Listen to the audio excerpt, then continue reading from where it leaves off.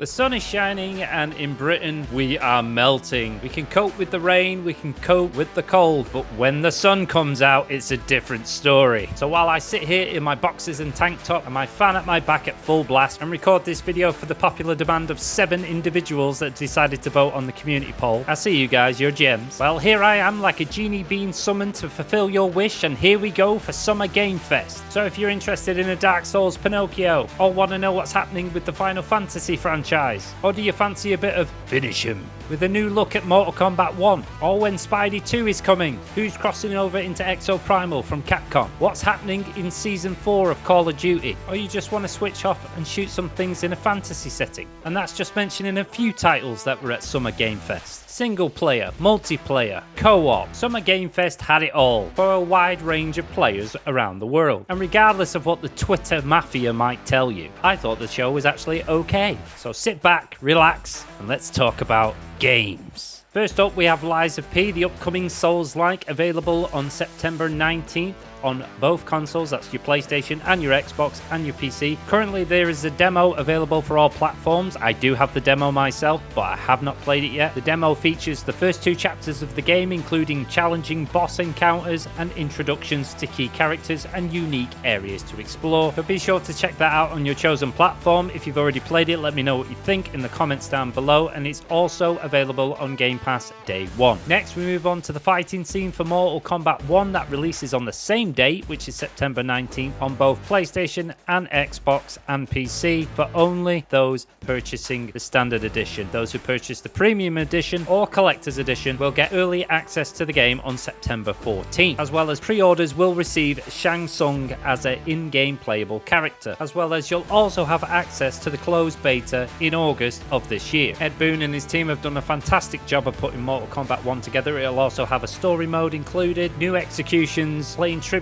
and homage to the old OG characters like Sonya, Goro, Kano in their old outfits. So fighting game fans are eating well this year with Street Fighter 6 and Mortal Kombat 1. And don't worry Tekken fans, it's on its way. Next up, time for some shooting, with the first person roguelike dark fantasy shooter Witchfire, as Witchfire heads into early access on Epic Games Store on September 20th. Witchfire is from the creative leads behind Painkiller and Bulletstorm, a roguelite for people who hate roguelites. Destiny shooting and Dark Souls inspired, and armed with powerful spells and fearsome firearms conjured by the best Vatican sorcerers, your mission is to find the infamous Witch of the Black Sea, destroy the Phantom Army that protects her, and retrieve a mysterious artifact that can finally turn the tide of war. As it will be early access, the game will be subject to change post-launch and will take player feedback into consideration during a period of 12 to 16 months. Asymmetrical horror time, when Nick Cage comes to Dead by Daylight on July 21st. Play Survivor Nick Cage. I'm going to be honest here, I've got no hype for Nick Cage. I don't play Dead by Daylight anymore, and to be honest, I think the model doesn't really do Nick any justice or resemble him that much. But I'm sure Dead by Daylight fans will be happy and yeah, play Nick Cage. Even the artwork's bad. Fans of Fortnite, now you get to play Optimus Prime. I'm still waiting for Splash Damage to show me Transformers reactivate, but yeah, Optimus Prime ahead of Rise of the Beast in Fortnite. And speaking of free-to-play Battle Royale games, Call of Duty Season 4 starts today, June 14th. Season 4 will add a boatload of new content to both games, including new game modes, maps and weapons. Modern Warfare 2 will get a whopping 7 maps added over the course of the season, and Warzone fans can look forward to the new map Vondel. Spidey and Miles swing exclusively only over to PlayStation 5 on October 20th. That's right, you'll be playing both Peter and Miles at different points across the storyline. In the open world, you'll be able to switch nearly instantly between them as you explore Manhattan, Queens and Brooklyn. Both Spider-Men have stories and missions in the world exclusive to each of them. And for those wondering, pre-orders start June 16th. Anybody who pre-orders the regular edition will get 3 Peter skins and 3 Miles skins, as well as a web grabber gadget and 3 skill points to start you off. Digital Deluxe fans will actually get the 3 previous skins, 2 extra skill points, so that's 5 skill points, plus some additions to photo mode, as well as 5 skins on top for each character, so that's a whopping 16 skins you'll get in total. And then for the daddy of all collector's editions, you will get the steelbook and the figure with everything else included. Regular will set you back $69.99, Deluxe will set you back $79.99, and Collectors will set you back $229.99, or $219 if you're British. If you're not aware, I've already played Spider-Man 2018. I'm currently playing Miles Morales, which you can go check out now if you head to the live tab on the YouTube channel. I'm also grinding for the first time through Diablo as well, so I'm really looking forward to Spider-Man 2, and we'll be booking time off for that one. Next up is Capcom's third-person player co-op Dino Horde shooter, Exo Primal, which will be releasing on both consoles, PC, and is also available on Xbox Game Pass Day 1 on July 14th. The crossover, however, with Ryu and Guile will be in the fall, so bringing a few Street Fighter characters into Exo Primal. I did play a closed beta. I did enjoy my time with it, playing with other people. It's 5v5 in a team-based co-op shooter against dinos, and then the other team, you do objectives, the other team does objectives, tells you if the team's going faster than you at the same objectives, and then you kind of fight off at the end. I don't know about the longevity of it, but Capcom are really trying to push this on people, so be sure to check it out if this is the kind of game you're into. Pre-order bonuses include like 3 skins on the regular edition. The deluxe edition will include additional DLC and the survival season pass. Premier tier, special exosuit, skins for the Deadeye, Roadblock, and Witch Doctor as a limited time bonus. And there will also be an open beta on June 16th, so 2 days of recording this video. So if you want to try it out before you buy, or try it out and see if it's for you, this is your time with the open beta on June 16th. Speaking of exosuits, now to the 40k universe of Warhammer, with Space Marine 2 coming to your Xbox, PlayStation, and PC this winter. I think this looks really good. I'm really liking the vibe. It's like a third-person Gears of War meets Starship Troopers against the Arachnids kind of thing. And not only that, it is 3-player co-op, so you can play with your friends or you can play with AI. And yeah, I think they've really delivered on this. And if it stays true to what we can actually see, then they might be onto a winner with this one. Hey there, viewer, are you still with me? Good, because we've got plenty more. Here's Alan Wake 2, releasing October 17th. It's been 13 years since the original Alan Wake. Alan Wake 2 utilizes a dual protagonist system, introducing Sorry, I meant Agent Anderson, and Remedy increasing their ESG score for diversity and inclusion. The story follows Alan Wake being trapped in the Dark Place, a nightmarish version of New York City ever since the events of the first game. While there, Alan attempts to rewrite his reality and escape his alternate dimension. His story centers on Agent Anderson, an FBI agent investigating a string of murders in the Pacific Northwest. And the diversity and inclusion doesn't stop there, with Toxic Commandos by John Carpenter releasing in 2024. ESG score approved, coming at some point in 2024 for your PC, Xbox X and S, and PS5. So if you're the kind of person that likes buddy movie vibes and over-the-top humour, action and horror of classic 80s cinema inspired by legendary John Carpenter, teaming up with friends to face down hordes of monsters who want to eat your face, an explosive cocktail of visceral FPS action and apocalyptic environments, upgrading your skills and testing new abilities against increasingly hardcore challenges, and saving the planet against impossible odds, then now's your time to go commando. But check it out if you enjoy these Back 4 Blood, Left 4 Dead type games. I think this one looks really good,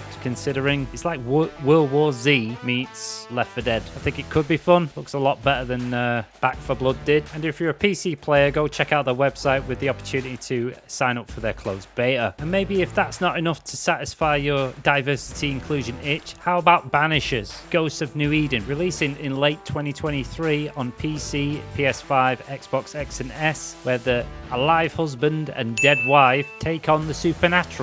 Now this title actually reminds me of a game long ago with its visual art style, and it was called Murdered Soul Suspect. Really decent game actually. And this one's kind of giving me the same kind of vibes with the spiritual powers and whatnot. Now in case you're wondering why I actually highlighted these 3 games in particular and saying like diversity and inclusion, it's because it's so in your face. It's obvious it's in your face. And if you don't know about ESG score, you better go look it up, because it's already in the movie industry. And as you can see here, it's being put into the games and will continue to happen with the game industry. Got nothing wrong with the diversity in games. Got nothing wrong with females. It's the fact that it's being put in on purpose for these other big companies that are funding these projects. Because nowadays there has to be certain representation in order to just tick a box.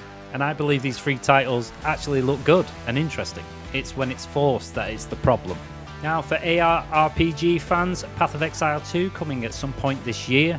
This will be free to play, unlike Diablo 4, which I'm currently playing, sharing the similar style of Diablo 4. Sega go back to its roots with Sonic Superstars, releasing this fall with the old Mega Drive style with updated graphics. Now, it doesn't actually say what platforms it's available for, but I'm assuming it's going to be for both consoles and PC, as well as what Sonic Frontiers was, as well as the Switch, maybe. The next one is going to be Warhaven. That is from Nixon. They're the guys behind the first Descendant. It's going to be free to play on June 19th till the 26th. So it's like a third-person Civ meets For Honor team-based PvP combat game. For 2 teams of up to 16 players, so 8 players each, I guess, on each team. Choose from Soldier, lead your squad in combat, and incarnate as a powerful immortal to turn the tide of war. It looks interesting. I'll give it a whirl. Try it out. Try anything out for free. That's only going to be available on PC. Next up, we got an early look at Prince of Persia coming January 18th, 2024. Personally, I'm not a fan of this art style. I did enjoy the original Prince of Persia's, but this just isn't doing it for me. I know they did this with, is it Phoenix Immortal Rising? It's just not doing it. But I know Persia fans are excited about it. Prince of Persia: The Lost Crown is coming to PlayStation 4, 5, Nintendo Switch, Xbox One, X and S, and One in January and PC. Now, I don't know, is this supposed to be the remaster or is this supposed to be just a new one? Because last time we saw the remaster, that looked rough. I'm guessing it's a new one.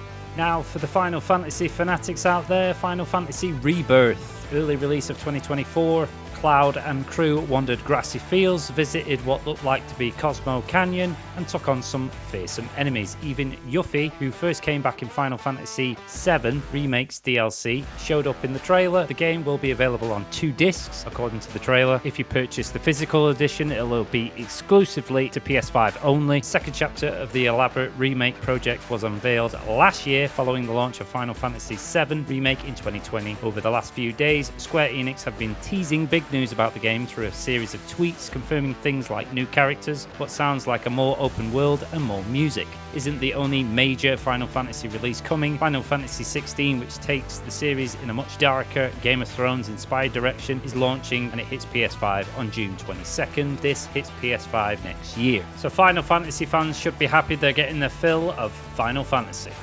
And I want to thank you for sticking along with me this long. Also, there is a Final Fantasy 16 demo on the PS5 if you go check it out at the store. And now, for the last video game. There's not much to be known about this apart from it's a strategy game, Star Trek Infinite. And I know what you're thinking. And you'd be right, I am a Star Trek nerd. I've watched Star Trek The Next Generation, Deep Space Nine, Voyager, Discovery, even though it was bad, and then Star Trek Picard, which only Season 3 is good. I know most of the characters. So this is a strategy game made by the Stellaris people, I believe, but we haven't, this is all they showed us, which was a trailer. It shows the Borg, interested, very interested, but we won't know until Picard Day. We know that it's got 4 factions, the Federation, the Kardashians, not Kim Kardashian or her family, the Klingons and the Romulans, and we'll know on June 16th. I hope it's not a mobile game. If it's a PC game, I'm willing to have a look at it. But with that said, that is it for the video, guys. It's a long one, I know, but there's a lot to cover. There were a few announcements that I completely didn't add into the video. These videos take a lot of time to make. There was the Yakuza game, Like a Dragon, and Remnant 2. A few others, but I thought that these titles stuck out the most to me, and I wanted to highlight a few things with regards to other titles. So with that said, I want to firstly thank you for watching. If you made it this far, if you did and you did enjoy the video, be sure to smash a like. It really helps out the channel and gets fresh eyes on the channel as we continue to grow to that 1,000 subscriber milestone. If you didn't like it, I'm sorry to disappoint. Subscribe for more upcoming games. You'll find other games on my channel if you want to check those out. You'll find social links down below if you want to support me in that space. You'll find live streams at the live tab on the YouTube channel. Hit that notification bell, and as always, have a wonderful day. I'll see you next time.